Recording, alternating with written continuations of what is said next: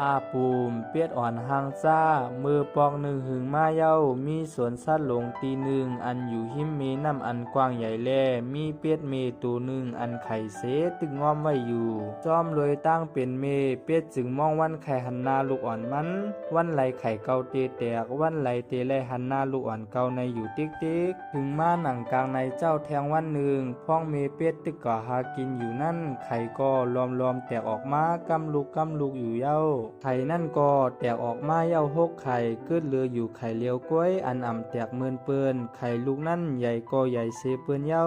มือพ้องเมเปียดเขาปอกมาเย้านั่นเขาปีน้องแน่นแลนกว่าจู้เมเขาเสตั้งเมตั้งลูกจ้มกันอยู่เฮ็ดนั้นมือพ้องนั่นอ่ำว่าตีจ้มกะหือก็เย้ากอบอันไข่แทงลูกหนึ่งอ่ำไปแตกแลเมเปียดก็ตึกเปลี่ยนอันไม่ใจอยู่ถึงมากลางในเจ้าแทงวันหนึ่งไข่อันลือนั่นก็แต่ออกมาเย้ากล้วยกาเมเลปีน้องมันปากันตกใจมันทวนอ่ำลือเสตัวมันยังตกใจตัวมันขึ้นแลมันอ่ำเหมือนปีน้องมันรู้กล้วยกาอ่ำว่าตีหางจ้ากาหือก็เย้าเปียดอันเป็นเมมันก็ตั้งตื้อหักมันอยู่เหมือนเปิ้นแป๊กซ้ำว่ามันเกิดรุ่นเปิ้นในเสตาก็ตัวมันนั่นใหญ่เสเปิ้นผลมันก็มีสีลำล้อสีขาวอีกหนึ่งปีน้องมันจึงวันกันโคเกอร์เล่นมันอยู่เฮ็ดนั้นปูวันก็เปื่อนมันหางจ้าแลอ่ำมีสัตว์ตัวไรใครเล่นก็มันต่ออ่ำลือเฮปีน้องมันตั้งอ่ำใครเฮ็ดก็มันรู้กล้วยมีกวนหลีโคเกอร์เล่นมันอยู่เฮ็ดนั้นกล้วยอันเป็นเมเปียดอ่อนนั่นเต้ปันตั้งหักแลปันลองอกอุ่นปันแห้งใจมันมาอยู่ตาเสอ่ำต้อนว่าหังลุกมันหางจ้าในเสปอกถึงมาหนังแทงวันหนึ่งมือมันกว่าย้อนเลียนจอมปีน้องมันนั่นเขาอ่ำย่อมเอ็นก็มันเสอ่ำก้าปลายห้องโคปันนามันแทงเสก่อนขิงกลางคำพ้องเปิ้นนอนเย็นกันหมดเย้านั่นมันจึงมานั่งให้อยู่เย็นก็เหลียวมันวนว่าอ่ำมีไผเกียกมันแลหลูมันเย้าไหนขึ้นนั่นกล้วยหนังเก่าเมเป็ดออกกว่าหายืดตามาเลี้ยงลูกเป็ดอ่อนมันแลไล่ถูกตั้งมูเสื้อเขายอบกินเป็ดอ่อนตัวนั่นก็หรือเสเมเขาเย้าอ่ำมีไผตีปันตั้งใจอุ่นแลเป็ดหางจ้าอ่อนตัวนั่นจึงมาจุกไปมีเขาตั้งขึ้นกล้วยกาวามันไปต่อถึงเมืองปอแรงก็อ่ำหันมีมันปอกมากขึ้นแลมันจึงกว่าทำมาลองตั้งมีมันไหลหายกว่าใน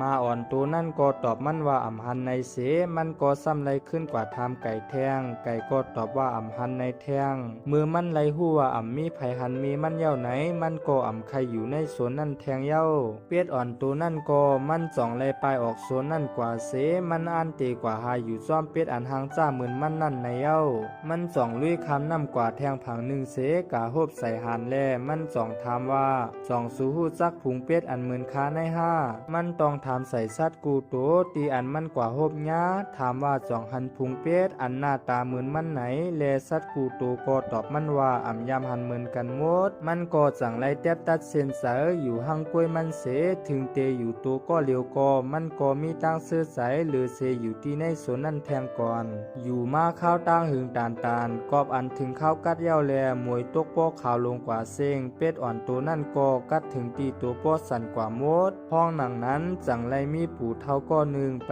มาตั้งนั่นเสไลมาหันแมนเป็ดอ่อนตัวนั่นยินลูนาเสจองเอามันมือเลี้ยงไว้ตีเฮิรนมันเย้าเพราะว่าป้วนเสข้าวกัดมาเย้าจึงฮอดมาถึงข้าวแหงแลกอบอันเป็ดนั่นใหญ่มาเย้าแลเป็นอันหางดีนาถึงมาหนังวันหนึ่งปู่เท่าจองเอามันกะปล่อยจอมพิงง่ำของสัตว์เขาตอนตาให้มันไหลอยู่โจกซื่อในเย้ามือเป็ดตัวนั่นไหลหันขึ้นเงาเจ้าเก่าในน้ำนั่นเย้ามันตกใจถึงตีมันป้ออ่ำหยุ่มสายตามันขึ้นมันมีตั้งปีกอันห่างดีเสลูกตีสีลำเย็นเป็นสีขาวกว่าเสมันหลอมอ้ามตัวมันขึ้นเสยุ่มอยู่ห่างกล้วยกำนั้นมันวนอันเตะบอกมือหามุงหอเฮือนเป็ดอ่อนมันตีในสวนนั่นขึ้นกล้วยกามันมือหบใส่หญ้าพุงหันเขาอันตั้งถือว่ามันไหลทบหันเจอนั่นเย้ามันก็วนว่าตัวมันนั่นเหมือนหันแลมันก็จ่องเวอยู่จ้อมหันเจอนั่นแปดตีเต้มันเย้าเป็ดหางจ้าอ่อนตัวในเปลี่ยนหันมาอยู่กูข้าวย้ำเป็ดเมเขานั่นกล้วยมีไว้ไข่หกลูกนั่นกล้วยห้องมือเป็ดอ่อนตัวในตึกเปลี่ยนไข่อยู่นั่นกอบอันร่มแห้งหนาแลไข่หานไล่ปิวกว่าตกใส่ในหางเป็ดนั่นแปดเย้าจองว่าหานหางจ้าอ่อนตัวในเกิดมาอ่ำเหมือนไผ่นั่นเย้า